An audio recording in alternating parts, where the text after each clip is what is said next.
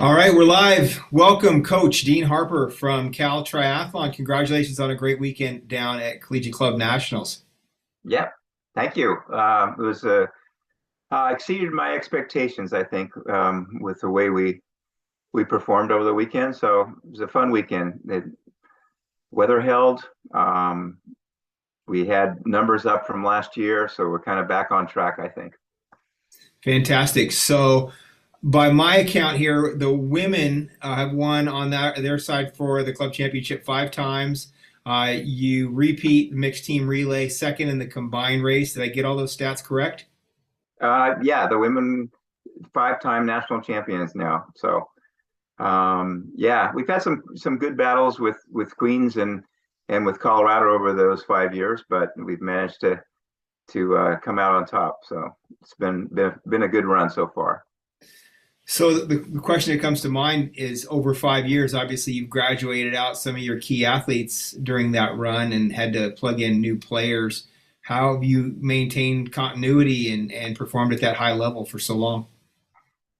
You know, it's a tough question to answer uh, without kind of going into my philosophy and how we've developed the Cal-Berkeley triathlon team. I'll start by saying none of those athletes had ever done a triathlon before coming to Cal.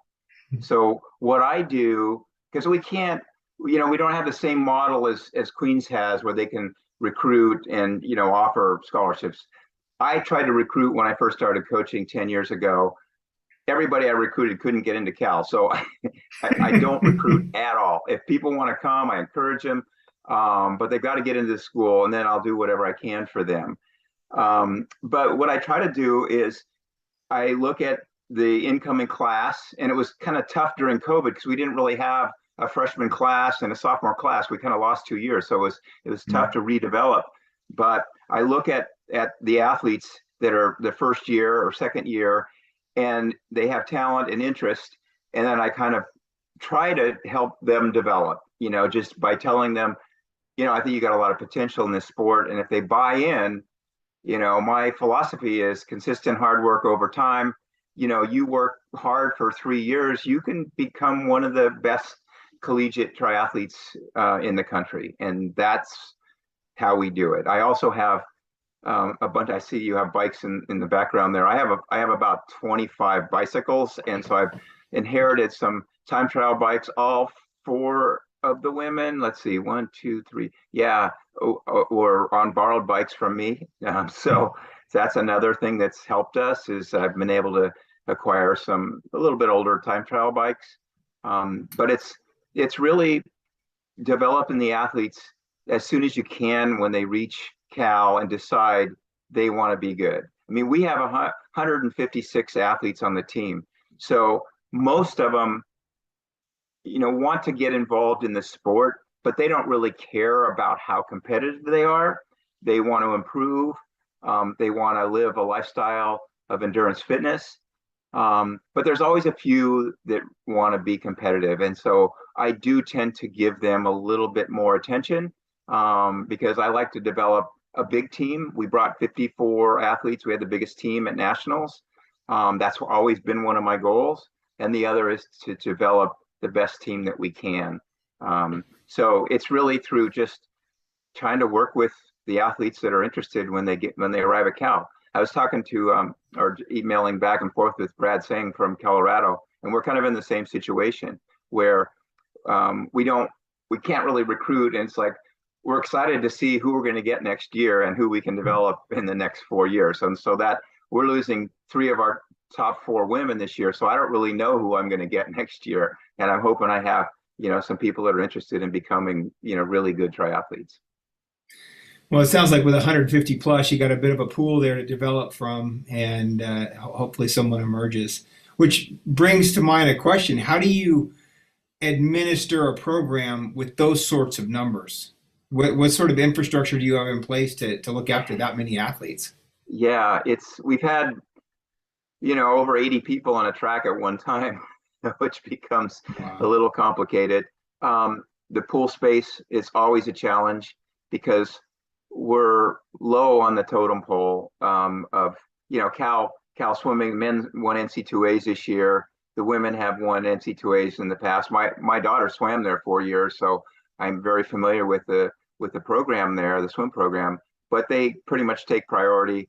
I would say that lap swimming probably takes priority over us.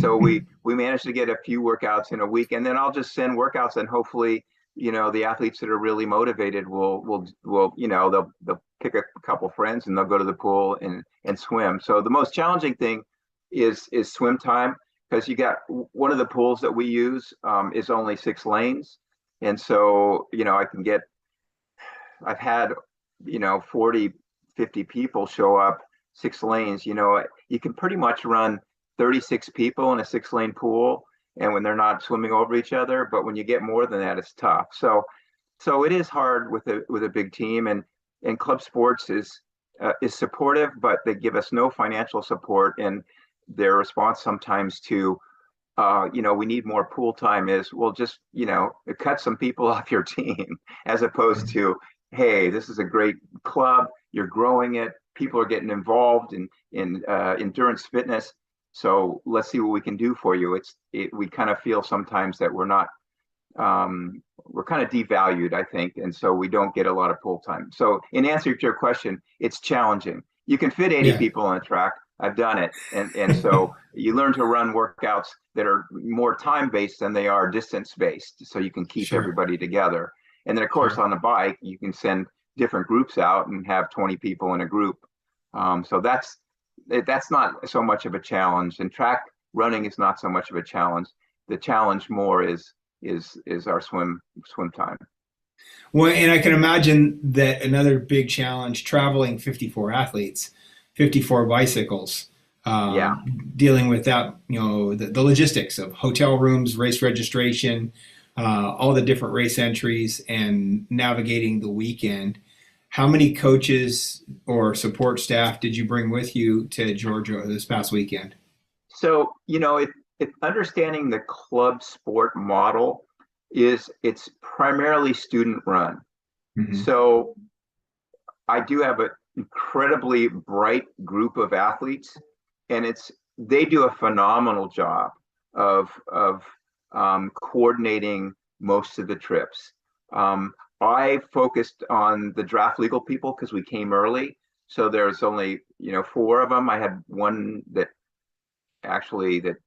came early as well. So I just had to focus on 5 athletes, and so I had the truck, and we go and we stayed at the lodge at the host hotel.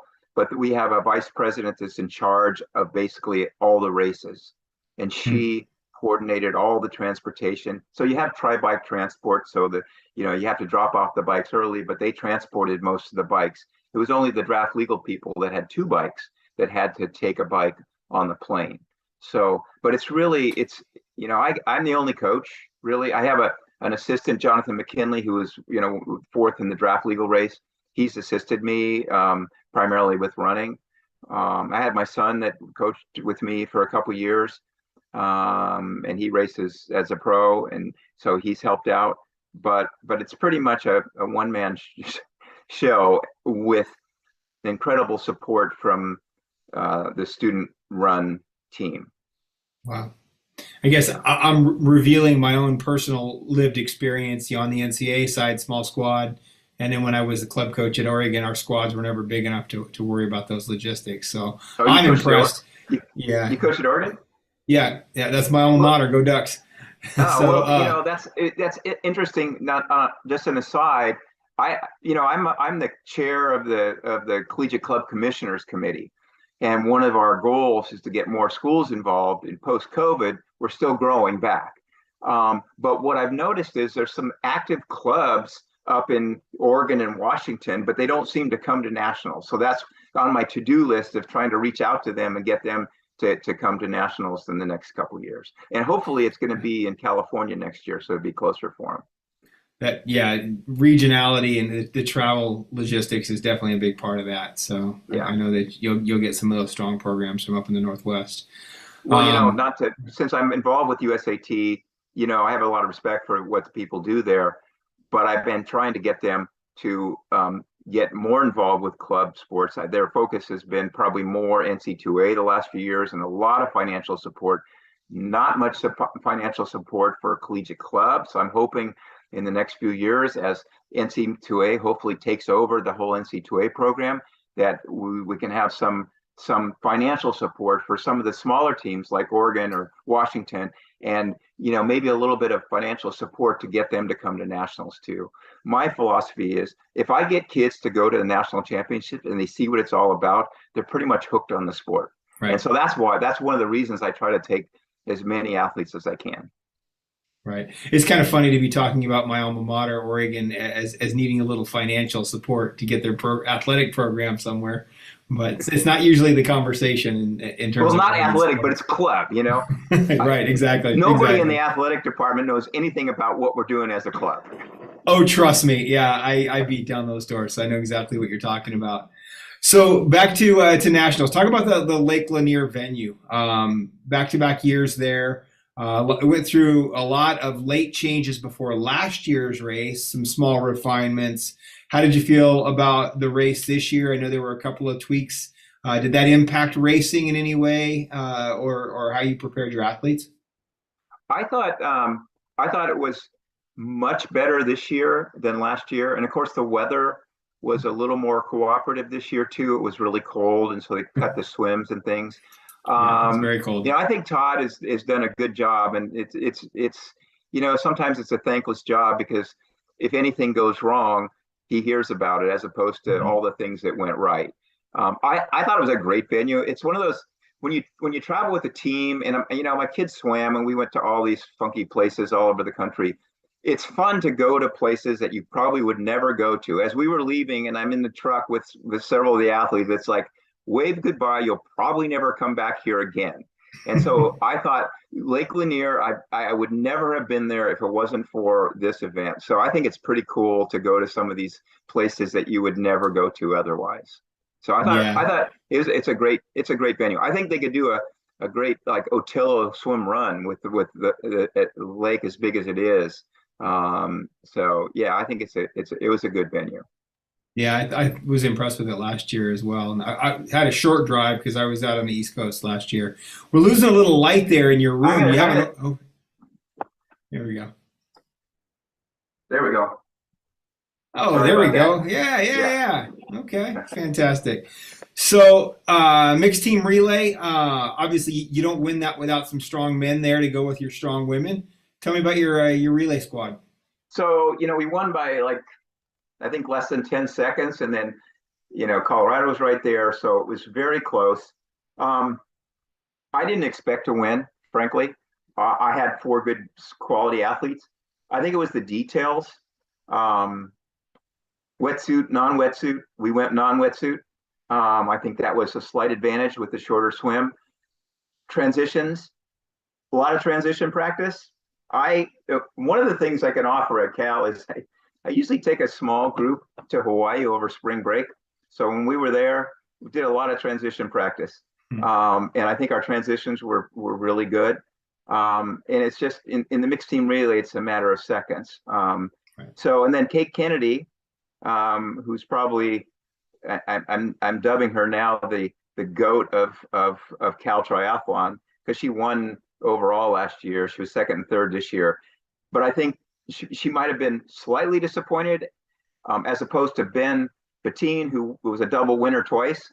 She didn't win this year, and she was second in the DL and third in the Olympic.